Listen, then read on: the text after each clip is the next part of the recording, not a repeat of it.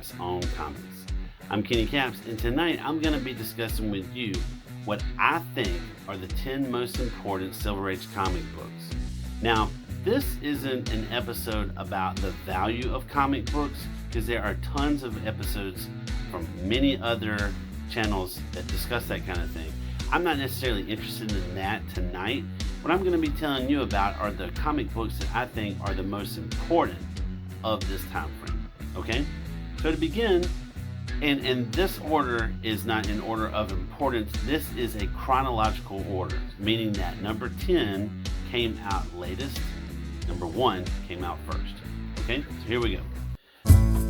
Number 10 on the list. Fantastic Four, number 52. This issue came out in July of 1966, and what's significant about this comic book is it's the first major black superhero.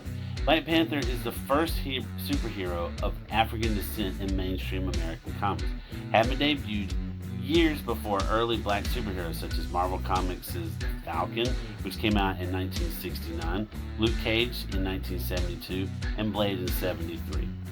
This is a very awesome book. Coming in at number 9, Avengers number 1. From September 1963, this is the first team-up that led to the most highest grossing film of all time. And who doesn't love the Avengers? Just everyone that you love, except for Captain America, that's in Avengers 4. But this is a fantastic book, which really sets the scale for years to come. Number 8. X-Men number 1. What's interesting about this book are multiple things. First off, it features a disabled character, and although this isn't the first disabled character in comic book history, it's Marvel's first disabled character. The first disabled character belonging to DC, and that's Dr. Midnight from the Golden Ages. What's important about this book is it discusses the importance of equality, and it's one of the most recognizable and successful franchises in Marvel Comics, particularly because of its themes of prejudice and racism. Number 7. Tales to Astonish 44 from June 63. This is the first appearance of Wasp, and what I love about this book is Wasp is not another character that is named Girl. She is not Ant Girl, she's Wasp. And that's a significant thing right there. Not to be some derivative. So, good job, Marvel. Number 6.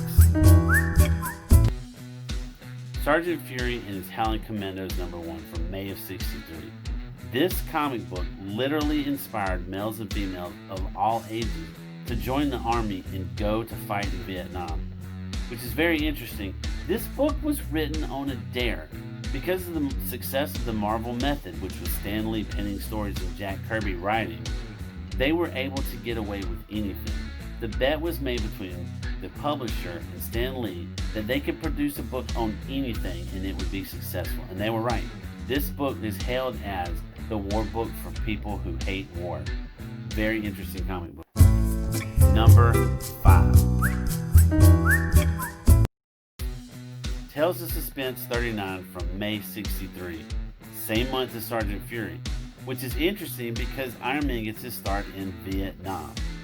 What's interesting about Iron Man is that Marvel wanted to make an unlikable person a likable superhero, while exploring Cold War themes, particularly the role of American technology in industry in the fight against communism. This book would go on in the MCU, Iron Man to just go right through the roof. And he was there all the way to the end. It's a very interesting comic book.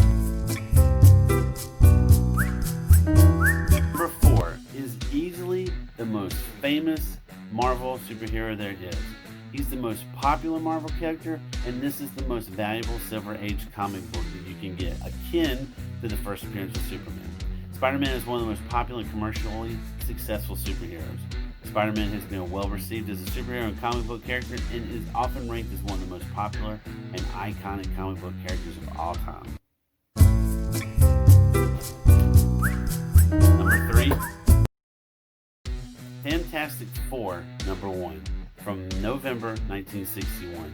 What's important about this book is that this is the comic book that introduced superheroes with problems, and it helped to usher in a new level of realism in the medium. #2, Brave and the Bold 28. First appearance of the Justice League from March 1960. This is important for so many reasons. One, it's the first cover appearance of Martian Manhunter and Aquaman. Now, while Aquaman was created in the Golden Age, he had never been discontinued. He had been continually run along with Superman, Batman, and Wonder Woman, and Green Arrow and Speedy, all throughout the Golden Age into the 50s. But he had never been on a cover. So this is, again, Aquaman and Martian Manhunter's first cover.